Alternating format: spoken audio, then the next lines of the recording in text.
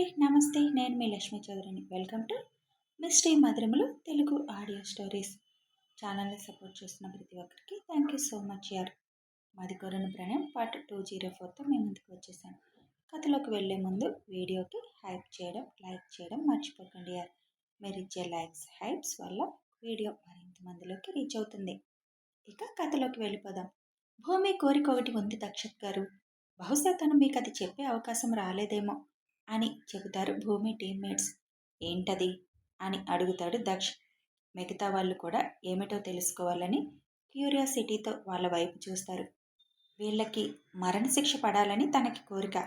కానీ వెంటనే ఒకేసారి వాళ్ళు చచ్చిపోయేలాగా మరణశిక్ష కాదు, వాళ్ళకి నరకం ఏంటో తెలియాలి. తన కోరిక ఏంటంటే మిలిటరీ వాళ్ళకి అప్పగించి వాళ్ళు వేసే శిక్షలు ఉంటాయి కదా, అలాంటి శిక్షలు వాళ్ళకి పడాలి. మినిమం 1 నెల రోజులు వాళ్ళు నరకం అనుభవించి నన్ను చంపేయండి అని వాళ్ళు గోల చేస్తే అప్పుడు వాళ్ళని చంపాలి. ఒకవేళ ఇందులో రాజకీయ నాయకుల హెల్ప్ ఉంటే మాత్రం వాళ్ళ గురించి బయటికి తెలియనివ్వద్దని అనుకుంది తను. ఎందుకంటే రేపొద్దున మంచివాడిని కూడా నమ్మే స్థితిలో ఇక జనాలు ఉండరు అని ఆలోచన తనకి. కాబట్టి ఈ గంగరాజు గురించి ప్రపంచానికి తెలియదు, కానీ ఐజీ గురించి మాత్రం ప్రపంచానికి తెలియాలి. ఎవరైనా చట్టాన్ని అడ్డుపెట్టుకొని తప్పు చేయాలని చూస్తే వాళ్ళకి ఎలాంటి శిక్ష పడుతుంది అనేది జనాలందరికీ తెలియాలి. కునాల్, ఐజీ, దీని వెనుక ఉన్న వాళ్ళు, దీనికోసం పనిచేసిన వాళ్ళు నరకం చూసి అప్పుడు చచ్చిపోవాలన్నది మాత్రం భూమి కోరిక అని చెబుతారు వాళ్ళు. అదంతా విన్న దక్ష్, విన్నారు కదా సార్ తన కోరిక, మిలిటరీ వాళ్ళకి వాళ్ళని అప్పగించండి, వాళ్ళని కూడా చంపాలని కదా చూశారు, అసలు ఎక్కువ నష్టపోతుంది కూడా వాళ్లే కదా, ఏ స్వార్థం లేకుండా నిజాయితీగా పనిచేసే సిస్టమ్ ఒకటి ఉందంటే మన దేశంలో అది కేవలం మిలిటరీ వాళ్ళే. అందులో ఒక్కరు అవినీతి పరులున్నా మన దేశం ఎప్పుడో పరాయి దేశస్తుల చేతిలోకి వెళ్ళిపోయేదే. వాళ్ళల్లో వాళ్ళకి ఎంత ఈర్ష్యాద్వేషాలున్నా పక్క దేశం నుంచి ఎవడైనా వస్తే మాత్రం ఒక్కటిగా కలిసి పోరాడే సిస్టమ్ మన మిలిటరీ సిస్టమ్. నా భార్య కోరినట్లు వాళ్ళకు అప్పగించండి వీళ్ళని. ఎప్పటికప్పుడు నేను మాత్రం ఎంక్వైరీ చేస్తూనే ఉంటాను వీళ్ళకి ఎలాంటి శిక్ష పడుతుంది అని. అలాగే ఈ గంగరాజు గురించి ఇంతకుముందు నేను చెప్పినట్లే చేయండి సార్ అని చెబుతాడు పోలీస్ ఆఫీసర్ వైపు చూసి. ఏం చెప్పారు అని అడుగుతాడు హోమ్ మినిస్టర్. గంగరాజు చేత ఆ వాటర్ తాగించి చచ్చాక జనాలకి మాత్రం ఏమాత్రం అనుమానం రాకుండా టెర్రరిస్టుల దాడిలో చనిపోయారని అనౌన్స్ చేయమన్నారు సార్ అని చెబుతాడు పోలీస్ ఆఫీసర్. ప్రధానమంత్రి హోమ్ మినిస్టర్ వైపు చూడగానే ఆయన వెంటనే అక్కడున్న మిలిటరీ వాళ్ళకి ఆదేశాలు ఇస్తారు. వీళ్ళని తీసుకువెళ్ళి ఆ అమ్మాయి ఏ విధంగా అయితే కోరుకుందో అలాగే శిక్షలు అమలుపరచండి. ఈ రోజుతో కరెక్ట్గా నెల తర్వాత ఇదే వాటర్తో వాళ్ళని చంపేసేయండి. Take them into custody అని ఆర్డర్స్ పాస్ చేస్తాడు హోమ్ మినిస్టర్. గంగరాజు తనని టెర్రరిస్ట్ హెడ్ ఫోన్లో సంప్రదించడం, తన కోరిక తీరుతుంది అన్న ఆశ కలగడం, తర్వాత కునాల్ తన దగ్గరికి రావడం, గంగరాజు తన పలుకుబడితో కునాల్ని ఐఏఎస్ ట్రైనింగ్ సెంటర్లోకి ఎంటర్ అయ్యేలే చూడడం, కునాల్ అందులోకి ఎంటర్ అవ్వగానే గంగరాజు బంధువు అన్న ట్యాగ్తో చెకింగ్ కూడా లేకుండా ఇష్టారాజ్యంగా బయటికి వెళ్ళడం, రావడం చేయడం అన్నీ గంగరాజు తలుచుకొని ఇప్పుడు తనకి పడబోయే శిక్ష గుర్తుకు రాగానే చిన్నగా గుండెల్లో దడ మొదలవుతుంది. నన్ను వదిలేయండి, నేను ఇక అన్నిటి నుంచి తప్పుకొని ఈ దేశమే వదిలి వెళ్ళిపోతాను, ప్రమాదం జరగలేదుగా అని అంటాడు గంగరాజు. నాకైతే ఇప్పుడు ఆ నీళ్ళని టబ్లో పోసి నిన్ను అందులో ముంచాలని ఉందిరా, కానీ నా భార్య కోరిక ఇంకొన్ని రోజులు నిన్ను బతికించేసింది. ఏంటి, దేశం వదిలి వెళ్ళిపోతావా? చేయాల్సినవన్నీ చేసేసి ఎంత బాగా అడుగుతున్నావు. పిఎం అవ్వాలనుకుంటే నీ బంధువే కదా, ఆయన్ని అడగొచ్చు కదా. నాకు అధికారం వద్దు, నాకు నిరాడంబరత ఇష్టము అని ఎందుకు ప్రవచనాలు చెప్పడం? ఇలాంటి వాడిని జైల్లో పెడితే తప్పకుండా తప్పించుకోవాలనే చూస్తాడు సార్. అందుకే దొరికిన వెంటనే చంపేయాలన్నదే నా సిస్టమ్. మిలిటరీ వాళ్ళ మీద నాకు నమ్మకం ఉంది. వాళ్ళ చేతుల్లో ఎవరైనా పడితే ఇక బయటకు వచ్చే అవకాశం ఉండదు. నా భార్య ఎలా కోరుకుందో అలాగే జరగాలి సార్ అని చెప్పి ఇక అక్కడ తన పని అయిపోవడంతో పోలీస్ ఆఫీసర్ని, మీరు కూడా ట్రీట్మెంట్ తీసుకోండి సార్, మీలాంటి నిజాయితీ పరులు మన దేశానికి చాలా అవసరం అని అతనికి చెప్పి పార్టీ అధ్యక్షుడి ముందుకు వెళ్ళి ఒకడిని బాధ్యత గల పోస్టులోకి రికమెండ్ చేసేటప్పుడు అతని గురించి వచ్చిన ఎలిగేషన్స్ కూడా పరిగణలోకి తీసుకోవాలి కదా సార్, మీకు అధికారాలు ఉన్నాయి కదా అని మీ బంధువులకి మీకు తెలిసిన వాళ్ళకి రికమెండ్ చేసుకుంటూ వెళ్ళిపోతే ఎలా? ముందు వాళ్ళ గురించి మొత్తం తెలుసుకోండి. వాళ్ళ మీద ఉన్న ఎలిగేషన్స్ తెలుసుకోండి. అవి నిజమో కాదో ఎంక్వైరీ చేయించండి. తప్పైతే ఓకే, కానీ అవే నిజమనుకుంటే అలాంటి వాళ్ళని సిస్టమ్ నుంచి తప్పించండి సార్. అంతేగాని అధికారాలు ఎక్కువ ఇవ్వకండి. వాడి వల్ల ఈరోజు కొన్ని వేల ప్రాణాలు మట్టిలో కలిసిపోయేవి కదా. అప్పుడు ఆ పాపం మీకు అంటుకుంటుంది కదా. మనం మంచివాళ్ళం అయితే సరిపోదు, మన చుట్టూ ఉన్నవాళ్ళు కూడా మంచివాళ్ళై ఉండాలి. అలా ఉండేలా చేసుకోవాలి మనం. మన రాజ్యాంగం, చట్టాలు ఇంకా ఎన్నాళ్ళు మారకుండా ఉంటాయో అప్పటి వరకు ఇలాంటి వాళ్ళు పుట్టుకు వస్తూనే ఉంటారు. ఐజీకి పడుతున్న శిక్ష సిస్టంలో ఉన్న ప్రతి ఒక్క ఆఫీసర్కి తెలియాలి. ఇంకొకడు తప్పు చేయాలంటే వణికిపోవాలి సార్. అలాంటి ఏర్పాట్లు చూడండి. వీడు బతికిపోయాడు. నిజమే, నా భార్య అన్నట్లు వీడి గురించి ఇప్పుడు బయటికి చెప్తే ప్రజాస్వామ్యం మీద నడుస్తున్న మన దేశంలో ప్రజలు ఇప్పటికే రాజకీయాల మీద విరక్తి వచ్చున్నారు. సగం మంది ఓట్లేయడానికి రావడం లేదు. ఇక మొత్తానికి బ్యాన్ చేసేస్తారు సార్ ఓటింగ్ అనే పద్ధతిని. అప్పుడు ఇంకా ప్రమాదంలో పడిపోతుంది మన దేశం. కొద్దిగా అయినా స్వార్థం వదిలి నిస్వార్థంగా ఆలోచించడం మొదలు పెట్టండి. లేదు అంటే నాలాంటి వాడికి మండితే మొత్తాన్ని సమూలంగా నాశనం చేసేస్తాడు. నాలాంటి వాళ్ళు నేనొక్కడినే లేను ఈ దేశంలో. బయటికి రాకపోయినా గుండెల్లో మంటలతో రగిలిపోతున్న యువత చాలామంది ఉన్నారు. వాళ్ళకు ఆవేశం బయటకు వచ్చేలా మాత్రం చేయకండి అని చెప్పి మిలిటరీ వాళ్ళు వాళ్ళ ముగ్గురిని తీసుకొని అక్కడి నుంచి వెళ్ళిపోయాక అప్పటి వరకు ఒక పక్కగా ఉన్న గర్విక నవీన్ దగ్గరికి వెళ్ళి నవీన్ వైపు చూసి థ్యాంక్ యూ, నా సమయానికి ఇక్కడికి చేర్చారు అని చెబుతాడు దక్ష్. గర్విక మాత్రం నవీన్ వెనక్కి వెళ్ళిపోతుంది. నవీన్ నా పేరు. థ్యాంక్ యూ అవసరం లేదు సార్. ఒక మంచి పనికి మేము కూడా చేయంది ఇచ్చామన్న హ్యాపీ ఉంది మాకు. ఏ హాస్పిటల్లో తను ఉన్నది చెప్పండి, ఒకసారి వచ్చి చూస్తాం అని అంటాడు. హాస్పిటల్ పేరు చెప్పి బయటికి వెళ్ళిపోతాడు దక్ష్. ఇంత సెక్యూరిటీని పెట్టినా ఏం చేసినా నిజంగానే మన సిస్టంలో లోపం ఉంది కాబట్టి ఇంత జరిగింది. ఈరోజు ఒక సామాన్యుడు కూడా ఆవేశంతో రగిలిపోయే వరకు వచ్చింది. మన సిస్టమ్ నిజంగానే మారాలి. హోమ్ మినిస్టర్ గారు ఆ పనులు చూడండి, ముందు పదండి వెళ్దాం అని సమ్మిట్ జరిగే ప్లేస్కి వెళ్ళిపోతారు ప్రైమ్ మినిస్టర్.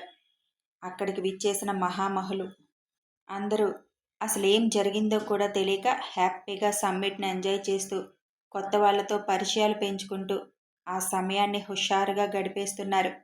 ఇలాంటి విద్రోహ చర్య జరగబోతుందని తెలిస్తే ఒక్కరు కూడా ఆ ప్రాంతంలో ఉండరేమో. దక్ష్ కనిపించకపోవడంతో స్వీడన్ నుంచి వచ్చిన వాళ్ళు ఫోన్ చేస్తారు.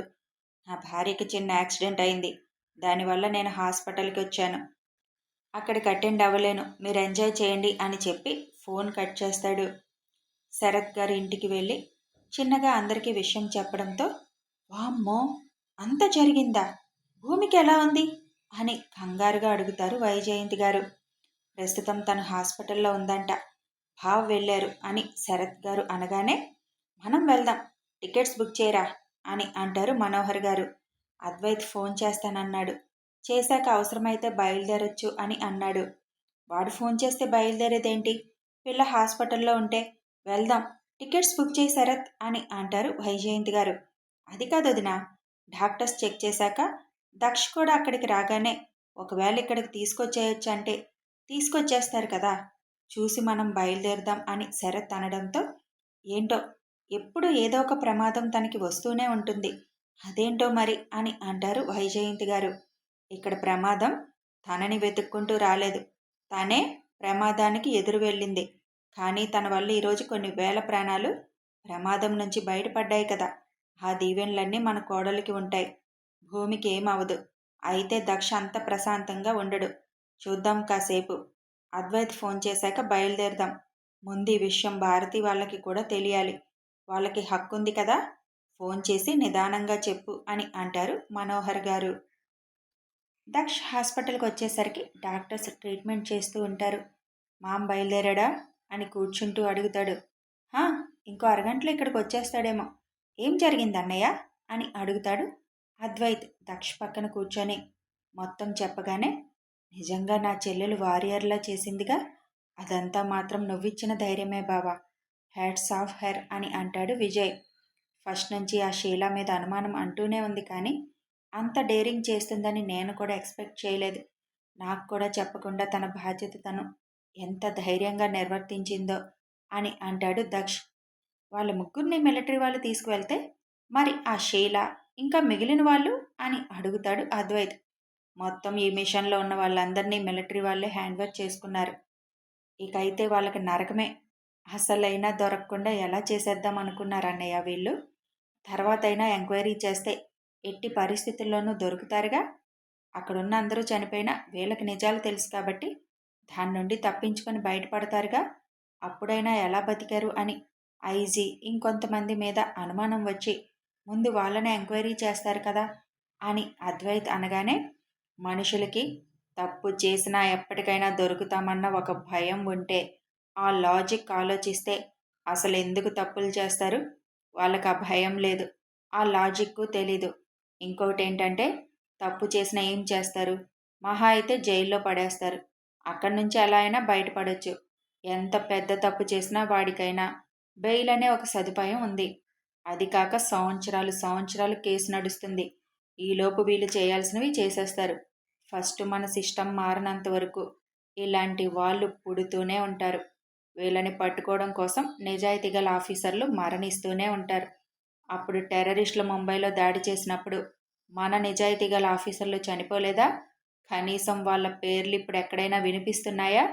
కానీ దానికి బాధ్యుడైన వాడు దొరికితే ఎన్ని సంవత్సరాలు మేపారు జైల్లో పెట్టి. సర్లే, ఇక దీని గురించి ఆలోచించడం కూడా అనవసరం. మీ వదిన తన కర్తవ్యం తాను నిర్వర్తించింది. తన పేరు దేశ చరిత్రలో నిలిచిపోతుంది. అది చాలు అని డాక్టర్స్ బయటికి రావడంతో ఎలా ఉంది తనకి అని అడుగుతాడు దక్ష్. ప్రమాదమైతే ఏమీ లేదు. She is out of danger. తల మీద రాడ్డుతో కొట్టినట్టున్నారు. బయటికి పెద్దగా తగలలేదు కానీ లోపల కొంచెం బ్లడ్ క్లాట్ కట్టింది. బయట కొంచెం కట్ అవడంతో ఒక 5 కుట్లు పడ్డాయి. జస్ట్ ఆ ప్లేస్ వరకు హెయిర్ తొలగించి కుట్లు వేసేశాం. ఇక బ్లడ్ క్లాట్ కట్టి ఎక్కువ సమయం కాకపోవడంతో మెడిసిన్ ద్వారానే కరిగించవచ్చు.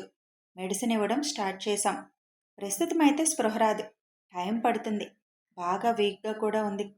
చాలా బ్లడ్ లాస్ అయిపోవడం వల్ల మినిమం 48 అవర్స్ వరకు తనకి స్పృహ రాకపోవచ్చు అని చెబుతారు. ప్రాబ్లం లేదు కదా సార్ అని అడుగుతాడు దక్ష్. నో నో, ప్రాబ్లం అయితే ఏమీ లేదు. తనని నేను చూడాలి. ఎక్కువసేపు ఉండకండి, ఐసీయూలో ఉంది కదా, చూసి వచ్చేయండి అని చెప్పి డాక్టర్స్ అక్కడి నుంచి వెళ్ళిపోతారు. దక్ష్ వెళ్ళేసరికి ఆక్సిజన్ మాస్కులో అన్ని మిషన్ల మధ్య నిద్రపోతున్న భూమిని చూసి తన పక్కన కూర్చొని నుదురు మీద ముద్దు పెట్టి, సాధించావు Nallatraju, I am very proud of you my dear Srimati అని తన చేతిని పట్టుకొని పెదాలు కానించుకొని, డాక్టర్స్ 48 గంటలు అంటున్నారు. నువ్వు అంతసేపు పడుకోవులే, నా కోసమైనా త్వరగా కళ్ళు తెరువు. నువ్వు అలా స్పృహలో లేకుండా ఉంటే నా వల్ల కాదు చూడడం అని చిన్నగా చెప్పి ఒంటికైన గాయాలన్నిటినీ చిన్నగా తడిమి, ఇన్ని గాయాలు ఎలా తట్టుకున్నావు? త్వరగా కళ్ళు తెరువు నల్లత్రాజు, నువ్వు కోరుకున్నది జరిగింది అని ఒక 5 నిమిషాలు అలాగే చూస్తూ కూర్చొని తర్వాత బయటకు వచ్చేస్తాడు. బయటకు వచ్చిన దక్ష్ వైపు చూసి, అన్నయ్య, నువ్వేమైనా తిన్నావా? ఉదయాన్నే స్వీడన్ కంపెనీ వాళ్ళతో ప్రాజెక్ట్ మీటింగ్ అని తినకుండానే వెళ్ళిపోయావు కదా, అక్కడ వాళ్ళతో ఏమైనా తిన్నావా అని అడుగుతాడు అద్వైత్. డెఫినెట్గా తినుండడు, ఏ జ్యూస్నో తాగుంటాడు. నేను వెళ్ళి ఫుడ్ ఏమైనా తీసుకొస్తాను అని విజయ్ వెళ్తుంటే, మీరిద్దరూ వెళ్ళి తినండి, నేనుంటాను ఇక్కడ అని అంటాడు దక్ష్.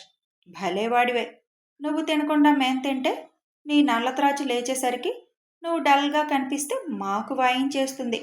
ఫుడ్ ఇక్కడికే తీసుకొస్తాం నీకు, తిందువు గాని. మామ కూడా వస్తున్నాడుగా, తినకుండానే బయలుదేరుంటాడు, ఇద్దరికీ తీసుకొచ్చేస్తాం అని విజయ్ అద్వైత్ బయటికి వెళ్ళిపోతారు. దక్ష్ పోలీస్ ఆఫీసర్కి ఫోన్ చేసి, సార్, అక్కడున్న వాళ్ళల్లో భూమి టీమ్మేట్స్ కూడా ఉన్నారు కదా, ఏ హాస్పిటల్కి తీసుకొచ్చారు ఒకసారి కనుక్కొని ఇన్ఫర్మేషన్ ఇవ్వండి అని అడుగుతాడు. ఆల్రెడీ ఇక్కడున్న భూమి టీమ్మేట్స్ వాళ్ళ దగ్గరికి వెళ్ళారు. డోంట్ వరీ, వాళ్ళని గవర్నమెంట్ చూసుకుంటుంది. అలాగే భూమికి సంబంధించిన ట్రీట్మెంట్ ఖర్చు కూడా అనగానే, సార్, అది నాకు పెద్ద విషయం కాదు.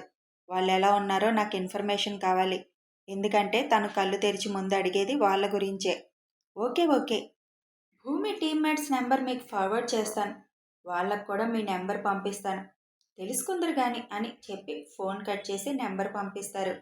అప్పుడే హర్ష గారు లోపలికి రావడం చూసి తర్వాత చేద్దామని ఫోన్ పక్కన పెట్టేస్తాడు దక్ష్. హర్ష గారు పరుగున వచ్చి, ఎలా ఉంది నా కూతురికి? అసలు ఎంత సాహసం చేసింది? నీకైనా చెప్పాలి కదా. ఎవరికీ చెప్పకుండా గుండెల్లోనే దాచుకోవడం ఈ పిల్లకి బాగా అలవాటైపోయింది. ఆ అలవాటు పోవడం లేదు అని అంటుంటే, ఇప్పుడు తను కేవలం మీ కూతురు నా భార్య మాత్రమే కాదు మామ. తను కాబోయే కలెక్టర్, ఒక జిల్లాని శాసించగలిగే పోస్టులోకి రాబోతుంది. తన రెస్పాన్సిబిలిటీస్ తనకుంటాయి కదా. అన్నీ మనకి చెప్పి చేయలేదు. నీ కూతురు గెలిచింది, అందుకు సంతోషించు. ముందు తన రిపోర్ట్స్ చూడు, బ్లడ్ ఏదో క్లాట్ కట్టింది అంటున్నారు. అదేమైనా ప్రాబ్లం ఉంటే వేరే హాస్పిటల్కి షిఫ్ట్ చేద్దాం అని అంటుంటే, తను వచ్చింది ఎయిమ్స్కి. ఇక్కడికంటే బెటర్ ట్రీట్మెంట్ ఎక్కడుంటుంది? నేను రిపోర్ట్స్ చూస్తాను అని తనని ట్రీట్ చేసిన డాక్టర్ దగ్గరికి మాట్లాడడానికి వెళ్తారు హర్ష గారు. కథ కొనసాగుతుంది. మరి భూమి చేసిన త్యాగానికి గవర్నమెంట్ ఏం చేయబోతుంది తెలియాలి అంటే కథని ఫాలో అయిపోండి. వీడియో నచ్చితే ఒక లైక్ చేయండి, షేర్ చేయండి, కామెంట్స్ రూపంలో మీ అభిప్రాయాలు తెలపండి. Thanks for watching.